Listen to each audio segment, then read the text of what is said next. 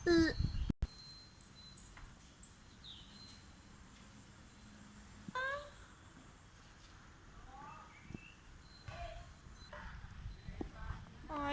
ನಮಸ್ಕಾರ. ಇವತ್ತು ನಾವು ಹಳೇಬೀಡಿನಲ್ಲಿ ಇದ್ದೀವಿ. ಹಳೇಬೀಡಿನ ಹೊಯ್ಸಳೇಶ್ವರ ದೇವಸ್ಥಾನದಿಂದ 1 ಕಿಲೋಮೀಟರ್ ದೂರದಲ್ಲಿ ಇದ್ದೀವಿ ನಾವು.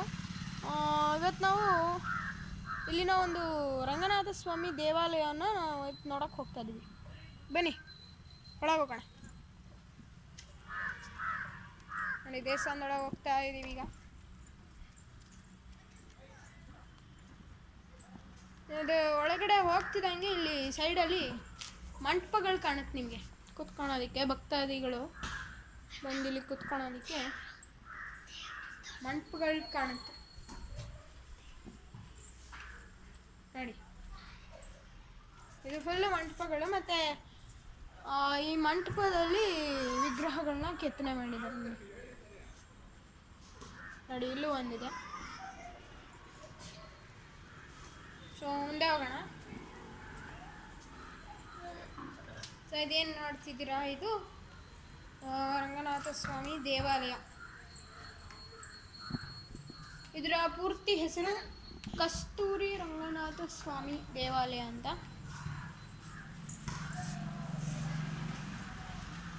ಇದು 12ನೇ ಶತಮಾನದ ಹೊಯ್ಸಳರ ಕಾಲದ ಒಂದು ದೇವಸ್ಥಾನ ಅಂತ ನಮಗೆ ಒಂದು ಶಾಸನದಿಂದ ತಿಳಿದು ಬರುತ್ತೆ. ಇದು ಮತ್ತು ಇಲ್ಲೊಂದು ಮಂಟಪ ಇದೆ ಸೈಡಲ್ಲಿ, ಇದೊಂದು ಮಂಟಪ. ಸೊ ಮುಂದೆ ಹೋಗೋದಾದರೆ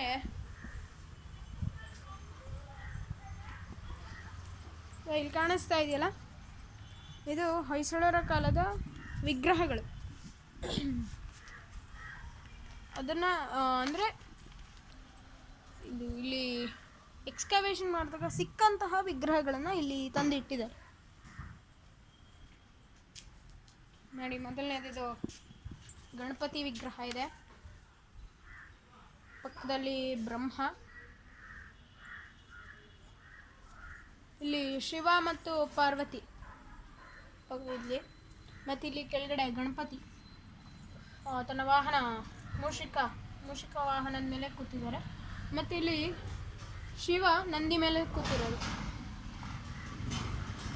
ಮತ್ತಿಲ್ಲಿ ಕಾರ್ತಿಕೇಯ ನವಿಲಿನ ಮೇಲೆ ಕೂತಿರೋದು ನೋಡಿ. ಇಲ್ಲಿ ಸುಮಾರು ವಿಗ್ರಹಗಳನ್ನ ಇಟ್ಟಿದ್ದಾರೆ. ಮತ್ತು ಅಲ್ಲೊಂದೆರಡಿದೆ.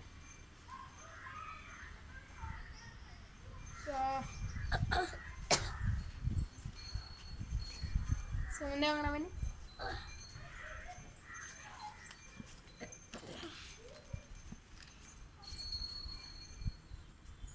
ಸುಮಾರು 800 ವರ್ಷಗಳ ಒಂದು ಇತಿಹಾಸ ಇದೆ ಈ ದೇವಸ್ಥಾನಕ್ಕೆ. 800 ವರ್ಷಗಳ ಇತಿಹಾಸ ಇದೆ.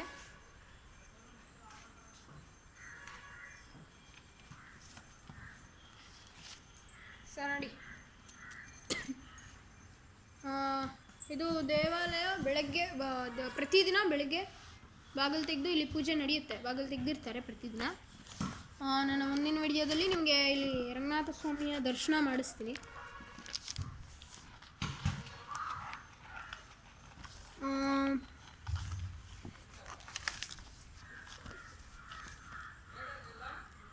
ಈ ದೇವಾಲಯ ಇರೋಂತಹ ಜಾಗದಲ್ಲಿ ಈ ಸುತ್ತಮುತ್ತ ಪೂರ್ತಿ ಕಾಡಿನಿಂದ ಮುಚ್ಚೋಗಿತ್ತು ಅವಾಗ. ಅಂದರೆ ಈಗಲ್ಲ, ಸುಮಾರು ಒಂದು 500ರಿಂದ 600 ವರ್ಷ ಹಿಂದೆ ಮುಚ್ಚೋಗಿದಂತಹ ಸಂದರ್ಭದಲ್ಲಿ ಕಾಡಲ್ವಾ, ಸೊ ಹಾಗಾಗಿ ಇಲ್ಲಿ ಒಂದಷ್ಟು ಪ್ರಾಣಿಗಳು ಓಡಾಡ್ತಿತ್ತು.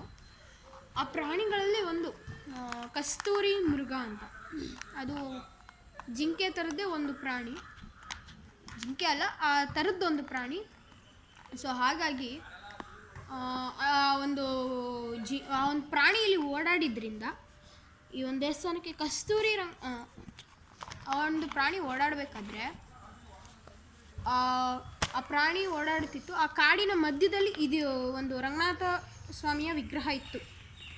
ಹಾಗಾಗಿ ಹೊರಗಡೆ ಕಸ್ತೂರಿ ಮೃಗ ಓಡಾಡ್ತಿತ್ತು, ಮತ್ತು ಇಲ್ಲಿ ಮಧ್ಯದಲ್ಲಿ ಆ ಕಾಡಿನ ಮಧ್ಯದಲ್ಲಿ ರಂಗನಾಥ ಸ್ವಾಮಿ ವಿಗ್ರಹ ಇತ್ತು. ಆ ವಿಗ್ರಹ ಮಧ್ಯದಲ್ಲಿ ವಿಗ್ರಹ ಇದ್ದಿದ್ದರಿಂದ ಇದಕ್ಕೆ ಕಸ್ತೂರಿ ರಂಗನಾಥ ಅಂತ ಹೆಸರು ಬಂದಿದೆ ಅಂತ ಇಲ್ಲಿನ ಜನ ಅಭಿಪ್ರಾಯ ಪಟ್ಟಿದ್ದಾರೆ. ಕಸ್ತೂರಿ ಮೃಗಗಳು ಇಲ್ಲಿ ಓಡಾಡಿದ್ದು. ಅದರ ಮಧ್ಯದಲ್ಲಿ ರಂಗನಾಥನ ವಿಗ್ರಹ ಇದ್ದಿದ್ದಕ್ಕೆ ಕಸ್ತೂರಿ ರಂಗನಾಥ ಅಂತ ಹೆಸರು ಬಂದಿರಬಹುದು ಅಂತ ಇಲ್ಲಿನ ಜನಗಳ ಅಭಿಪ್ರಾಯ ಅಷ್ಟೇ. ಮತ್ತು ಇನ್ನೊಂದು ವಿಷಯ ಏನು ಅಂದರೆ, ಈ ದೇವಾಲಯ ನಿರ್ಮಾಣ ಆದಮೇಲೆ ಮೊದಲು ಇದು ವೀರಭದ್ರ ದೇವಾಲಯ ಆಗಿತ್ತು ಅಂತ ಒಂದು ಶಾಸನದಿಂದ ನಮಗೆ ತಿಳಿದು ಬರುತ್ತೆ. ಅದಕ್ಕೆ ಸಾಕ್ಷಿಯಾಗಿ ನಿಮಗೆ ಇನ್ನೊಂದು ವಿಷಯನ ತೋರಿಸ್ತೀನಿ. ನಿಮಗೆ ವೀರಭದ್ರ ದೇವಸ್ಥಾನ ಆಗಿತ್ತು ಅನ್ನೋದಕ್ಕೆ ಸಾಕ್ಷಿ ನೋಡೋಕೆ ಹೋಗ್ತಾ ಇದ್ದೀವಿ.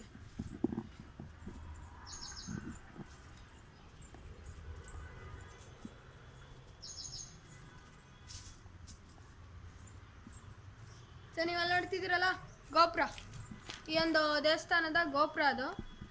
ಸೊ ಅದು ಕೂಡ ಶಿವನ ದೇವಸ್ಥಾನದಲ್ಲಿ ಹೆಂಗಿರುತ್ತೆ ಗೋಪುರ ಆ ಥರ ಇದೆ. ಇದರಿಂದ ಕೂಡ ನಮಗೆ ಗೊತ್ತಾಗುತ್ತೆ ಇಲ್ಲಿ ಶಿವನ ಒಂದು ದೇವಸ್ಥಾನ ಆಗಿತ್ತು ಮೊದಲು ಇದು ಅಂತ. ಇದು ಕೂಡ ಒಂದು ಸಾಕ್ಷಿ, ವೀರಭದ್ರನ ಒಂದು ವಿಗ್ರಹ ಇಲ್ಲಿ ಇತ್ತು ಅಂತ ಅದಕ್ಕೆ.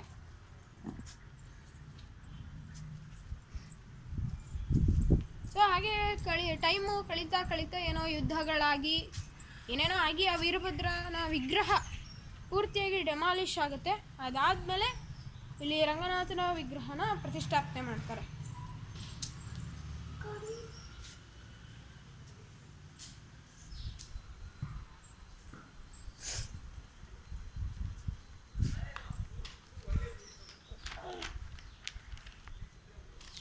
ಸೊ ಈಗ ನಾವು ಮುಂದೆ ಇಲ್ಲಿನ ರಂಗನಾಥನ ವಿಗ್ರಹದ ಒಂದು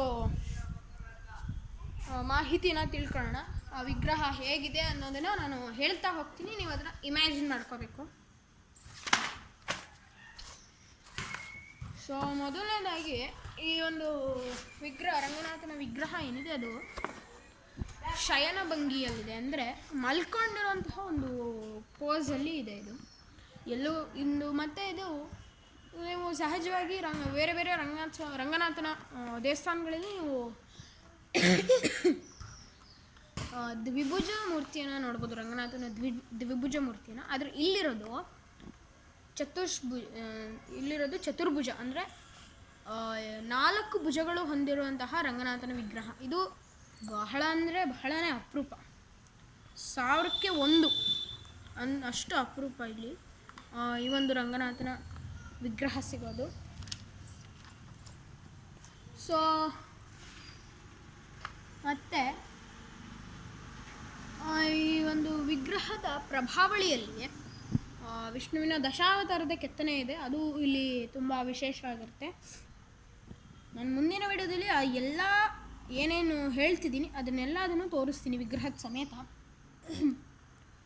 ಮತ್ತು 4 ಕೈ ಇದೆಯಲ್ವ, ಅದರಲ್ಲಿ ಹಿಂದ್ಗಡೆ ಇರತಕ್ಕಂತಹ 2 ಕೈಗಳಲ್ಲಿ ಒಂದು ಕೈಯಲ್ಲಿ ಶಂಖ ಮತ್ತು ಒಂದು ಕೈಯಲ್ಲಿ ಚಕ್ರನ ಹಿಡಿದಿರೋ ಹಾಗಿದೆ, ಮತ್ತು ಮುಂದ್ಗಡೆ ಇರುವಂತಹ ಬಲಗೈಯಲ್ಲಿ ಶಿವಲಿಂಗ ಹಿಡಿದಿರೋ ಹಾಗಿದೆ, ಮತ್ತು ಎಡಗೈನ ಕಾಲಿನ ಮೇಲೆ ಇರಿಸಲಾಗಿದೆ. ಕಾಲಿನ ಬಳಿ ಅಂದರೆ ಪಾದದ ಬಳಿ ಶ್ರೀದೇವಿ ಕಾಲು ಒತ್ತುತ್ತಿರೋ ಹಾಗಿದೆ. ಮತ್ತು ತಲೆಯ ಭಾಗದಲ್ಲಿ ಭೂದೇವಿ ಒಂದು ಸುಂದರ ಮುಖ ಇಟ್ಕೊಂಡು ಅಲ್ಲಿ ಆಸೀನಳಾಗಿದ್ದಾಳೆ.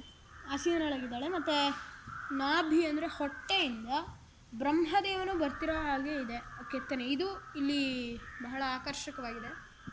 ಈ ಒಂದು ದೇವಸ್ಥಾನ ಇದು ಮುಜರಾಯಿ ಇಲಾಖೆಗೆ ಸೇರ್ಪಡುತ್ತೆ.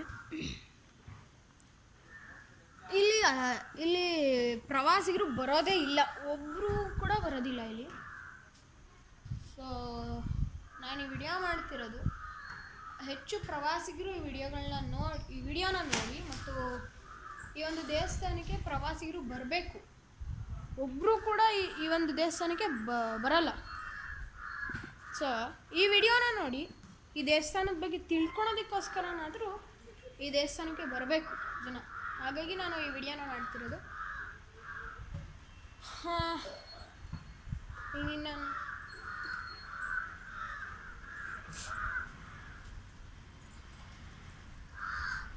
ಇಲ್ಲಿ ನೋಡಿ, ದೇವಸ್ಥಾನದ ಮುಂದೆ ಒಂದು ಆನೆಯ ಒಂದು ಮೂರ್ತಿ ಸ್ಟ್ಯಾಚ್ಯೂನ ಇಟ್ಟಿದ್ದಾರೆ.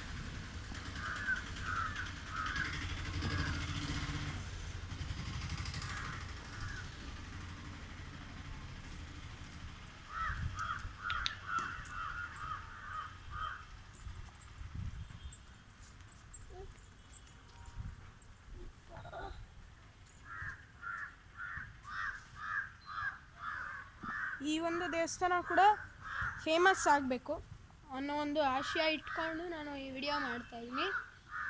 ಎಲ್ಲರೂ ಈ ವಿಡಿಯೋನ ನೋಡಿ ಆದಷ್ಟು ಹಳೇಬೀಡಿನ ಹೊಯ್ಸಳೇಶ್ವರ ದೇವಸ್ಥಾನನ ನೋಡೋಕ್ಕೆ ಬರೋಂತಹ ಪ್ರವಾಸಿಗರಲ್ಲಿ ಕೆಲವೊಬ್ಬರು ಈ ದೇವಸ್ಥಾನಕ್ಕೆ ಬಂದು ಇಲ್ಲಿನ ಕೆತ್ತನೆಗಳನ್ನು, ಶಿಲ್ಪಕಲೆಗಳನ್ನು ನೋಡಬೇಕು ಮತ್ತು ಕಣ್ತುಂಬಿಸ್ಕೋಬೇಕು.